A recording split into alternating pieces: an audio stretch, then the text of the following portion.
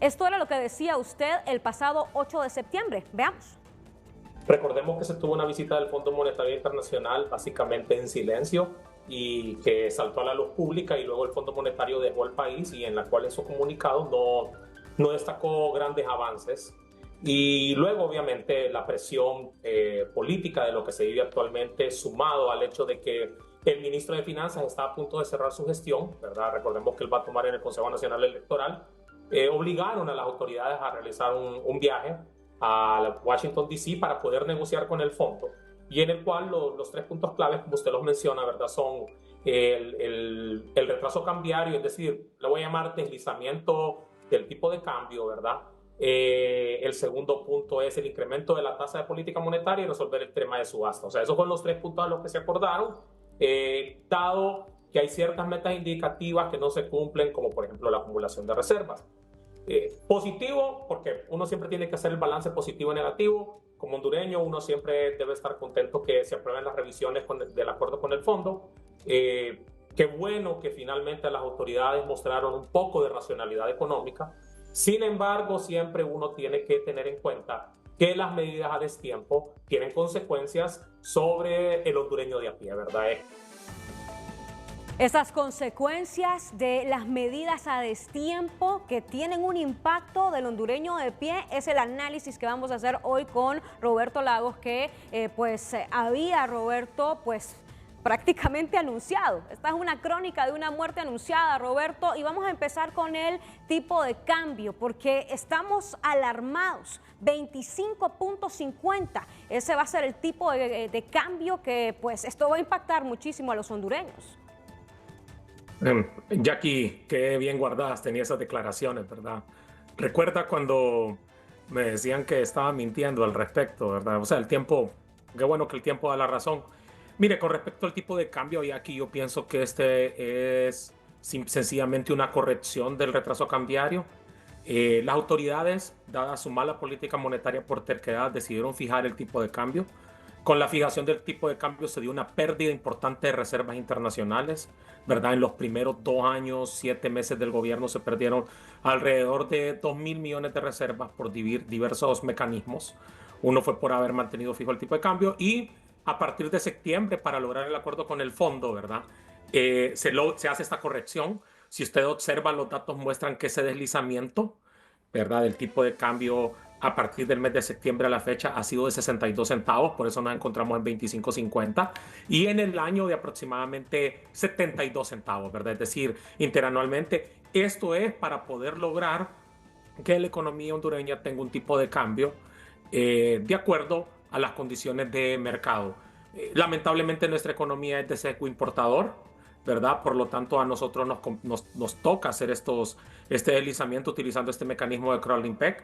El problema está en la génesis, en la terquedad de no haberlo hecho de forma más progresiva. Me imagino que a muchos hondureños este cambio, ¿verdad? Este deslizamiento durante los últimos 4 meses, ¿verdad? Les afectó mucho su bolsa. Si usted tenía algún tipo de préstamo en dólares o algún pago en dólares, 62 centavos definitivamente que en 4 meses se sienten en la bolsa de cualquier hondureño. Y ahora esperemos que el próximo año las autoridades hayan aprendido la lección, dejen de experimentar con la política monetaria y entonces esperemos un deslizamiento de acuerdo a las condiciones de la economía hondureña y que sea más gradual, ¿verdad? En el sentido de que sea ese deslizamiento realizado a lo largo de un año, pero no en 4 meses, donde básicamente afectó y estamos en 25.50, cuando si usted recuerda las declaraciones decían que era mentira, que no se habían comprometido con ningún tipo de deslizamiento y ahora los datos nos demuestran lo contrario, ¿verdad? 4 meses después, ahorita para el cierre, en este momento para el cierre del año 2024, Jackie. Roberto, las cifras son drásticas, Roberto, y también impactan en la gente que tal vez quiera comprar una vivienda, que tal vez cotizó una vivienda por cierta cantidad de dólares y después incrementa bastante el presupuesto de esta familia. Hemos visto cómo el cambio de dólar al empira, esto está corriendo fuerte. ¿Cuándo vamos a sentir que baja? ¿O vamos a seguir corriendo y esto va a llegar a 27 lempiras? No, mire, Primero tenemos que, las autoridades tienen que dar certeza en primer lugar. Yo pienso que no es una labor de Roberto Lagos, sino que las autoridades tienen que comunicar de forma creíble de cuánto esperan o cuál es la meta de deslizamiento que esperan el próximo año, si va a ser entre 2 a 3%. El problema es que no es lo mismo deslizar entre 2 a 3% en 4 meses a deslizar entre 2 y 3% en un año, ¿verdad? Entonces, en estas últimas semanas se vio el ajuste al que se comprometieron con el fondo. O sea, no cumplieron con ninguna de las metas del fondo. Porque si usted lee el acuerdo con el fondo, no se cumplió con la acumulación de reservas, no se cumplió con el tema de la reducción de pérdidas del ENE, o sea, no se cumple con ninguna de las metas indicativas. Entonces, a cambio, se tienen que hacer estos ajustes, ¿verdad? Y esperemos que ya a partir del próximo año este deslizamiento sea menor. Siempre se va a deslizar la moneda. Decir que no se va a deslizar, cualquier autoridad que le diga eso tiene que entender que no conoce la realidad del país en el cual nosotros importamos la mayoría de nuestros bienes. En las últimas semanas el deslizamiento semanal anduvo por el orden de los 5 centavos semanales. Esperamos que ya para el próximo año se normalice y sea de aproximadamente 1 centavo semanal, lo que le da aproximadamente 52 centavos en el año. Pero obviamente el golpe se sintió y estos son los costos de los que hablamos, ¿verdad? Bien que hicieron los ajustes, pero por haberlos hecho de forma tardía, el pueblo hondureño es el que está pagando por estos ajustes, ¿verdad? Así es, y una canasta básica más cara porque todo lo importamos aquí en Honduras. Roberto, el tema de la tasa de interés, ese tema de la tasa de interés que no solo afecta a la vivienda, sino que también afecta a diferentes rubros, entre ellos la agricultura, el comercio, el consumo, el financiamiento, la ganadería, la industria, que hemos visto cómo en los últimos meses, haciendo una estimación de los últimos 4 meses, solo, escuche muy bien, en la agricultura ha pasado de 14.07 la tasa de interés a 16.35%. Es decir que aquí en pantalla usted va a lograr observar cómo ha cambiado la tasa de interés en comercio de 14.44 a 16.59, en consumo de 16.35 a 17.26, en financiamiento de exportación de 13.46 a 16.19, en ganadería de 16.60 a 18.26, en industria de 12.76 a 14.22, en pesca de 13.53 a 18.04 y en servicios de 13.66 a 17.02. Lo ponemos porque no solo es la vivienda la que está viéndose impactada con el incremento de la tasa de interés, Roberto. Y solo un tema, Jackie, esos datos seguramente son de agosto de 2024 a noviembre. Si pone usted los datos de enero, le aseguro que el salto es mucho más grande. Entonces, solo para corrección, los datos que usted bien mostró son de agosto a noviembre de 2024, es decir, de los últimos 4 meses, como usted bien lo menciona.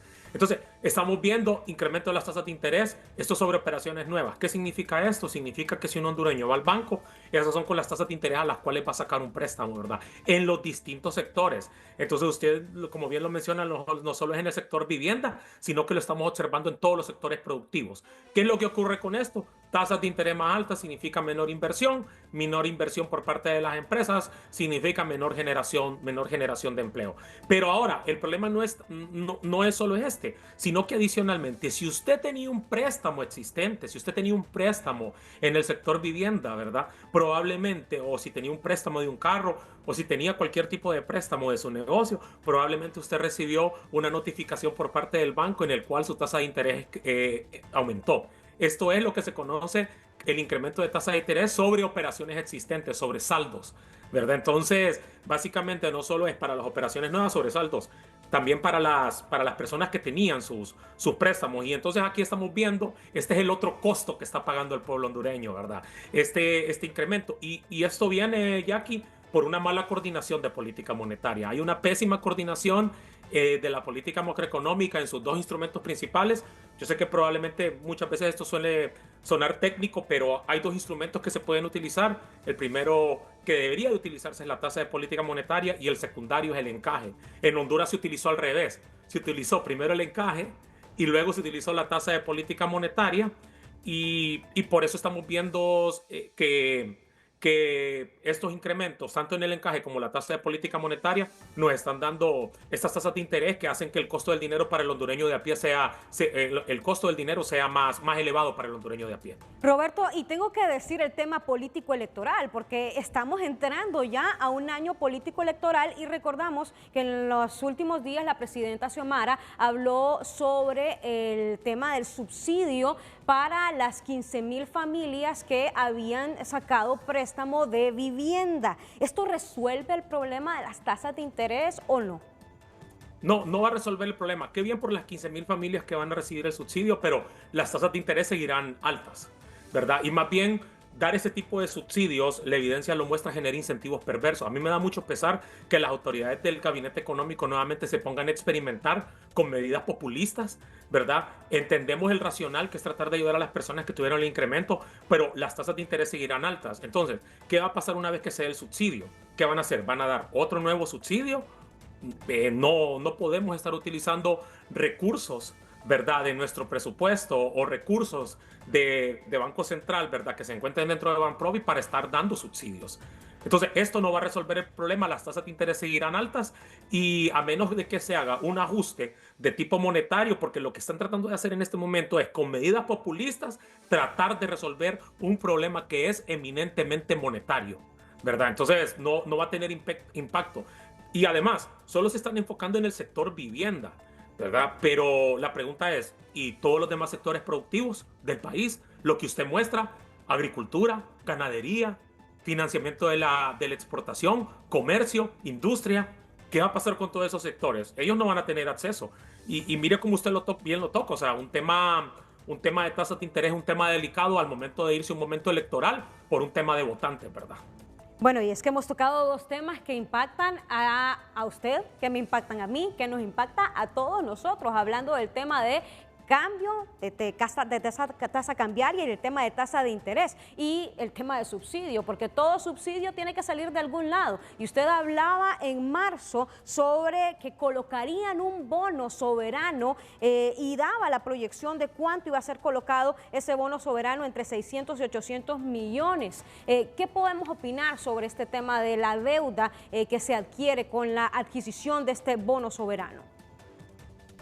Una gran pregunta. Pucha, guardó todos mis tweets de este año, ya que.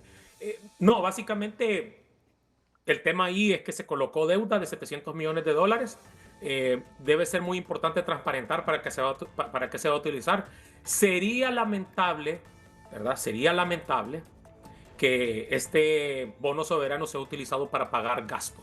Sería lamentable, porque estos recursos deben ser enfocados a temas de inversión, ¿verdad? Entonces, creo que sería importante saber para qué se van a utilizar los recursos. Todo recurso de financiamiento, ya sea de bono soberano, bono temático en este punto, debe ser utilizado para tema de inversión. Si lo están utilizando para tema de gasto, realmente no cuadra, ¿verdad? Se nota que no están aprendiendo las lecciones y los errores que cometieron otros gabinetes con los recursos de bonos soberanos. Segundo punto.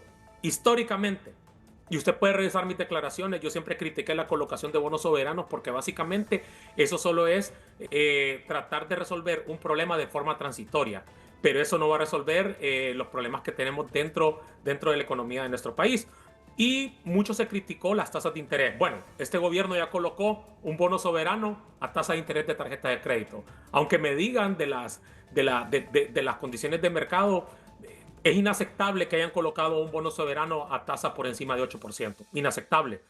Contaban con acuerdo con el fondo, contaban con las medidas aplicadas, tenían que haber negociado mejor en los mercados internacionales para colocar un bono a menor tasa de interés. Es una tasa de interés elevada, es el segundo bono soberano con la tasa de interés más alta de la historia de Honduras que ha colocado, ¿verdad? Y entonces básicamente lo que está pasando es que están colocando deuda más cara cuando en el pasado se colocó a menor tasa de interés. Entonces es como pagar deuda más cara es como pagar deuda más barata con deuda más cara. Entonces, definitivamente mal trabajo del gabinete económico durante estos 3 años. A mí lo lamento mucho decirlo, pero han hecho una pésima labor desde el punto de vista de comunicación, hasta el punto de vista de la utilización de los instrumentos de política monetaria, y eso es lo que estamos viendo. Ese reflejo de todas las distorsiones que ellos generaron, ahora quieren venir y los quieren resolver. Se cayeron las reservas, están colocando bonos soberanos para tratar de resolver el problema de forma transitoria. Se negaron a hacer de forma gradual los incrementos a la tasa de política monetaria y de forma gradual el deslizamiento de la moneda. Ahora le están dando esta Navidad al pueblo hondureño con altas tasas de interés y con un lempira que perdió valor, ¿verdad? Entonces, me da pesar por el pueblo hondureño, porque hay que pensar bien las medidas y dejar de inventar, ¿verdad? Con los temas que son monetarios y fiscales. Si usted pudiera darme una evaluación de 3 figuras del gabinete económico, hablando del titular de la Comisión Nacional de Bancos y Seguros, ¿cómo evalúa el trabajo del señor Marcio Sierra en este 2024? Negativo, no le podría dar una nota porque es totalmente negativa la labor. Desde la parte comunicacional, muy mal. No hay ninguna reforma de eficiencia del sistema financiero, eficiencia y competencia del sistema financiero, ¿verdad? Y finalmente un tema que va más allá es el tema un poco de que los funcionarios, y en específico este funcionario, es demasiado soberbio. Entonces, para mí la calificación sería negativa. ¿El titular de finanzas? Mire que en el caso del ministro Duarte, pues él solo tomó recientemente la labor de la Secretaría de Finanzas. Puede implementar las cosas que le piden que le implemente. Realmente yo creo que él no tiene ningún nivel de decisión, injerencia en cuanto a las decisiones técnicas. Sin embargo, si uno va a tomar ese tipo de cargos, tiene que estar preparado para ese tipo de cargos. Entonces, yo le daría una calificación de 4, inclusive 5 de 10, ¿verdad? Pero es más que todo porque es muy reciente en el cargo. ¿Y la presidenta del Banco Central de Honduras? La licenciada Rebeca realmente le quitó mucha independencia al Banco Central y yo le daría una calificación de aproximadamente 2 de 10. Realmente después de 3 años han quedado a deber y las condiciones del país no son las mejores. Yo pienso que el pueblo hondureño lo siente. Por más que me digan que la economía hondureña crece a tasa de 3.5%, realmente ya sabemos dónde está concentrado todo ese crecimiento, ¿verdad?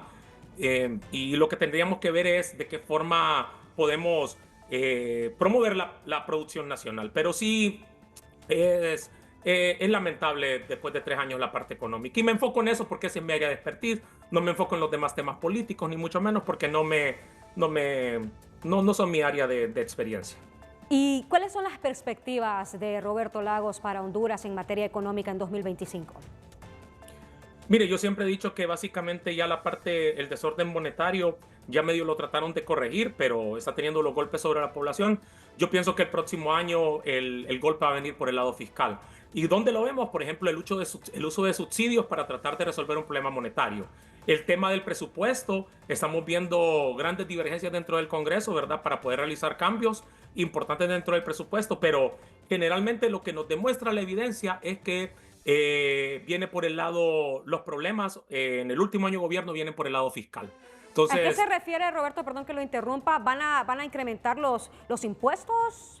No, por el lado fiscal me refiero que hay un uso excesivo del gasto, un incremento del gasto por temas de campaña, ¿verdad? Entonces, habrá que ser muy cuidadoso de estar dando vigilancia al tema de los subsidios, cómo se entregan, los temas de transparencia en esa área serán importantes. Si no, veamos también el tema de uso de gasto de forma ineficiente. Por ejemplo, el incremento que tiene, ¿verdad?, la Secretaría de Planificación Estratégica, en lugar de ser 500 millones de lempiras a 1.000 millones de lempiras. O sea, ese es uso ineficiente de recursos. Entonces, todo lo que sea orientado a inversión, bienvenido sea, pero todo lo que es orientado generalmente a temas de subsidios que no sean bien focalizados no tienen buen impacto. Y los subsidios, y el pueblo hondureño lo tiene que entender, los subsidios son importantes cuando son focalizados. Yo estoy de acuerdo que los subsidios tienen que ser utilizados para proteger a los más vulnerables. Roberto, pero cuando se utilizan subsidios de forma generalizada, Jackie, perdón, lo que ocurre es que eso es pan de hoy, hambre de mañana. Los subsidios, alguien tiene que pagar la cuenta en algún punto, ¿verdad?